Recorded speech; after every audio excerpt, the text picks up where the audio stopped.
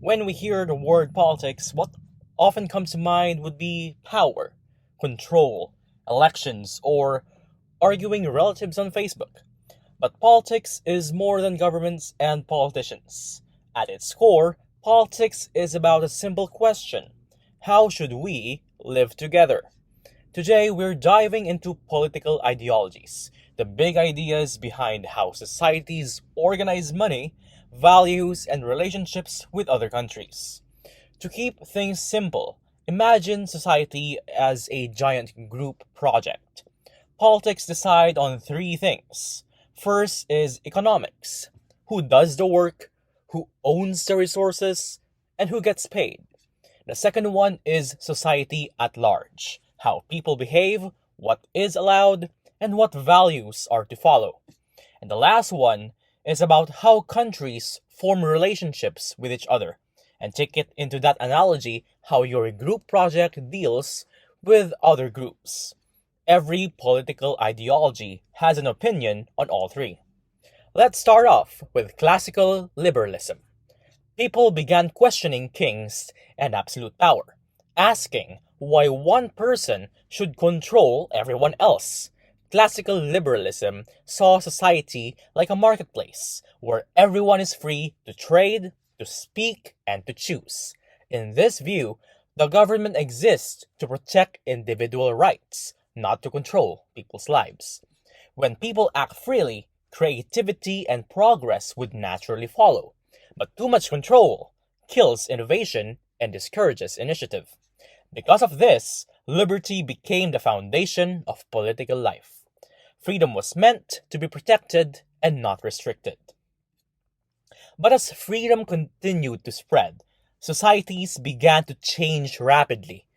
Old traditions weakened, while new ideas clashed and competed. Some people celebrated the energy of chaos, of change. Others began to ask a different question: what if freedom goes too far? Conservative liberalism comes in, asking what happens when everyone does whatever they want. It saw a society like a game, where freedom exists only if everyone follows the rules. People are free to move, but only within clear boundaries.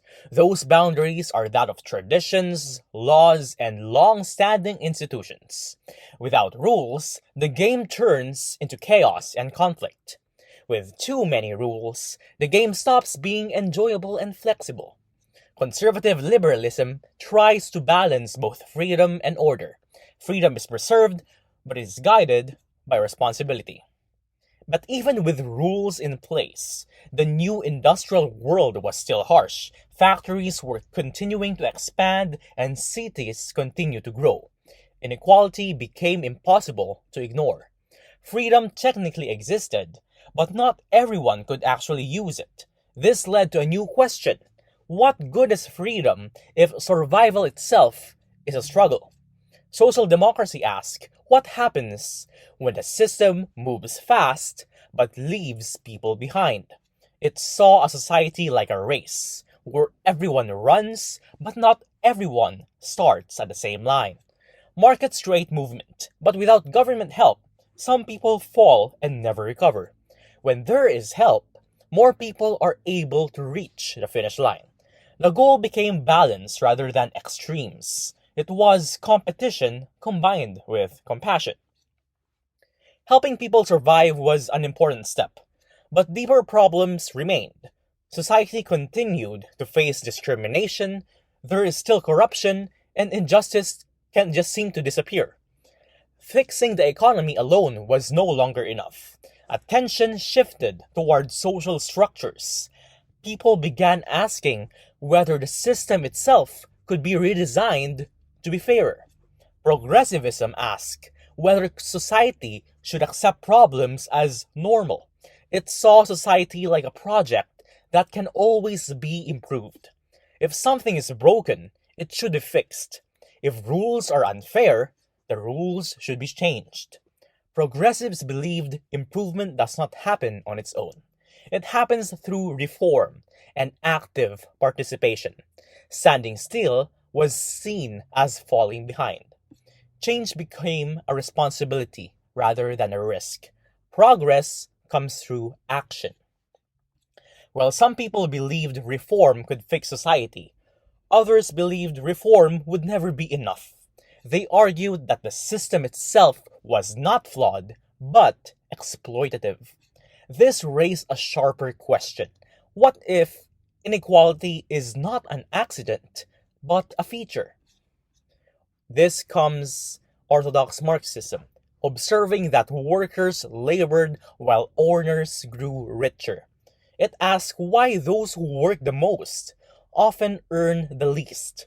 Society was seen like a factory where workers create value, but the owners control the profit. This imbalance that Karl Marx argued created constant conflict that over time, conflict grew into crisis. Eventually, the system collapses under its own contradictions. At that point, workers take control of production. Equality is achieved through revolution. As Marx continued to blame capitalism for inequality, others pushed the question even further. They ask whether replacing one ruling class with another would truly create freedom. This led to a deeper challenge. What if the real problem is not just capitalism, but the authority itself? Anarcho-communism questioned not only capitalism, but rulers and a hierarchy that is present in society. It asked whether people truly need authority to live together. Society was imagined like a shared home where everyone contributes and everyone belongs. No one commands and no one is above others. Order comes from cooperation rather than force, and trust replaces control as the foundation of social life. Hierarchy then gradually disappears, freedom is achieved through mutual care. Total freedom sounded inspiring though, but it also felt vague. People wondered how society would actually function day to day. Food, factories, and transportation still needed organization. Attention then shifted towards workers themselves. The question became whether workers could run society directly. Anarcho-syndicalism argued that politics felt distant from everyday labor. It asked who truly keeps society running. Society was seen like a workshop where workers understand the tools, workers organize production, and manage resources collectively. Unions replace politicians as centers of decision making. Power stays local and grounded in daily experience. Decisions remain practical rather than being abstract. Authority comes from labor itself, and control belongs to the workers. Organizing workers proved to be powerful, but power did not always listen. Peaceful pressure sometimes failed to bring change. Patience eventually ran out. People began asking whether stopping the system was the only way to change it. Revolutionary syndicalism believed waiting for change was useless. It saw society like a machine that must be stopped if it's unfair. Strikes shut production down completely. Work itself becomes a leverage against those in power. Pressure forces attention and a response.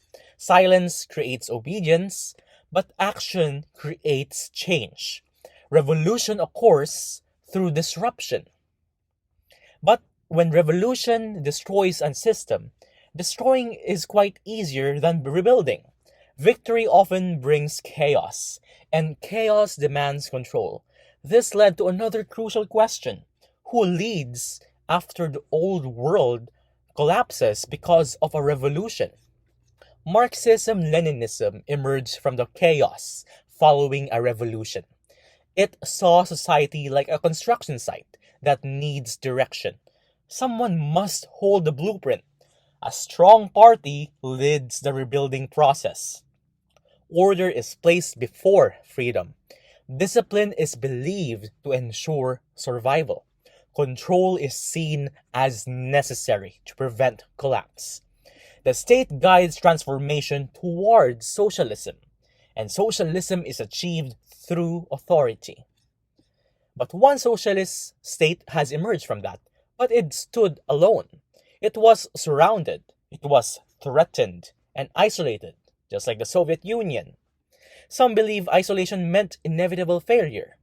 This raised a question of whether socialism could survive in one country. This is where Trotsky had something to say. He saw that revolution is like a fire. If it remains contained, it eventually dies. To survive, it must spread, not just to one country, but it must go worldwide. This is Trotskyism. Borders would limit change and weaken the momentum. International struggle would sustain a revolutionary energy. Isolation would ultimately lead to defeat. That is why revolutions must continue across nations. Socialism must be without borders. As Marx and Lenin focused on factories and industrial workers, many societies lacked industry altogether. They had farms instead of factories. They had peasants rather than workers. This raised a new question. What does a revolution look like in a country without an industry that is fueling it? Maoism by Mao Zedong in China saw society like a village rather than a factory. Peasants form the foundation of social change, not the workers. Unity keeps the village strong. Self-reliance ensures survival against the outside forces, and that revolution starts and grows from the countryside as it moves towards the cities. Change comes through their collective struggle. While some movements push for equality, others feared decline. Economic crisis shook confidence in democratic systems.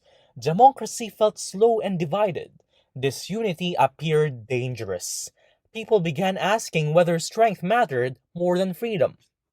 Fascism argued that democracy was weak and fragmented. It questioned whether freedom causes decay.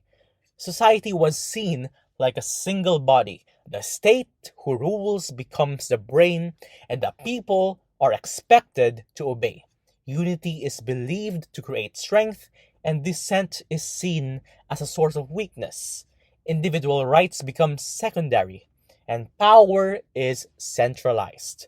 Order is placed above anything else.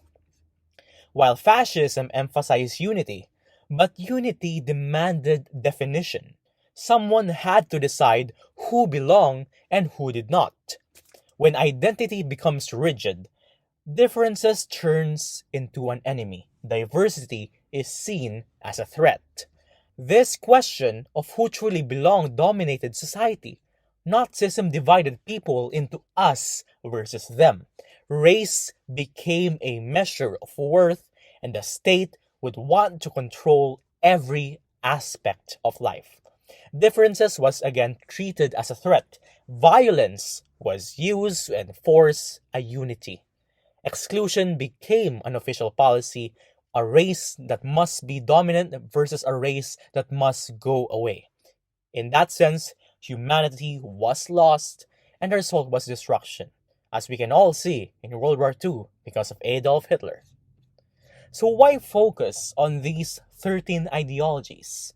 Because they are the foundations of modern political thought. Understanding them doesn't tell you what to believe, it helps us think critically, to ask the better questions, and understand the world around us. Because politics isn't just about who rules, it's about ideas competing to answer one central question. What kind of society should we build together?